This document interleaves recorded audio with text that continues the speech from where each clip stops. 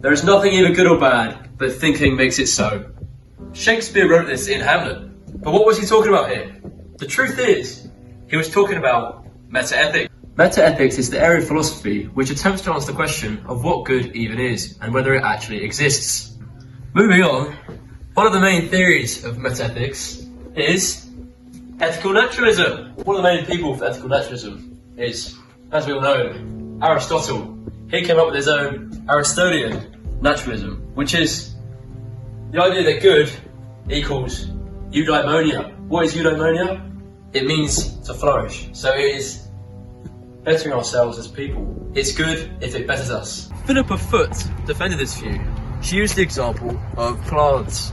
She pointed to the fact that there is a natural difference between a plant that is flourishing. See, this has leaves, it's flourishing. And a plant that is not, has no leaves, is a boring plant. Another key part of ethical naturalism is our utilitarianism scholars. And they obviously, as we know, think that the greatest good for the greatest number is what we should strive to achieve. Bentham says that goodness equals pleasure. He says that pleasure is innate within all of us. He says that we should all seek, not that we should, we all seek pleasure in everything we do. John Stuart Mill built on this, also a utilitarianist. He said the broader term, happiness. He said everything is valued insofar it brings us happiness. Take this bottle of water for example. It's refreshing. It brings me happiness. Therefore, it is valued.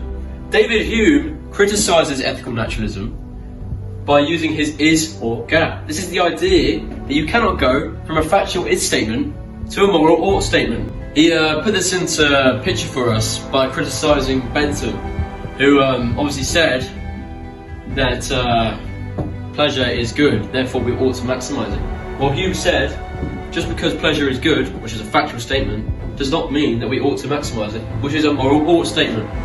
G.E. Moore, who came up with intuitionism, which we'll get onto later, came up with the naturalistic fallacy, which was a criticism of naturalism.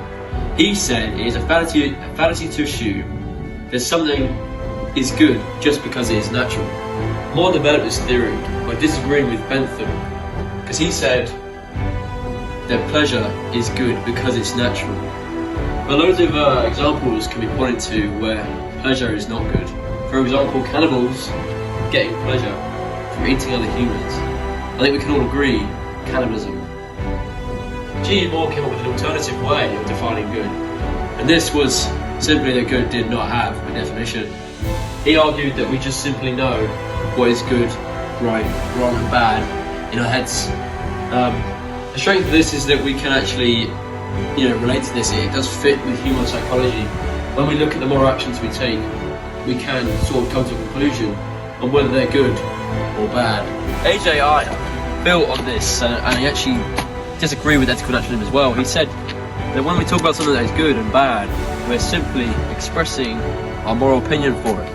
If we think it's good or bad, it's just what we think. So, for example, this car, same car as James Evans. I hate it.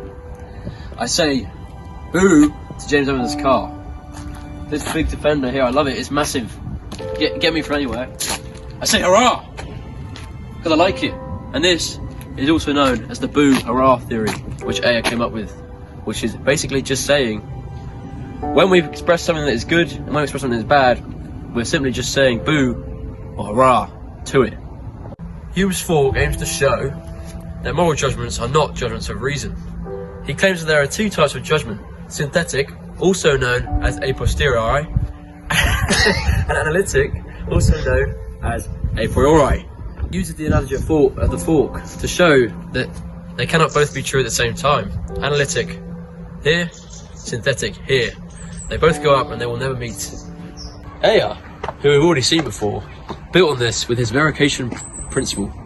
He argued that statements are only valuable unless they can be empirically verified by experience. So, anything is only valuable if you experience it firsthand. Okay. I didn't see your hand hit the... I didn't see your finger hit the... Oh, fuck. Stop recording. 2, 1, action. Philippa Foot defended this view. She used the example of plants. She pointed to 2, 1, action. Philippa Foot. Action. Action. I forgot what we said.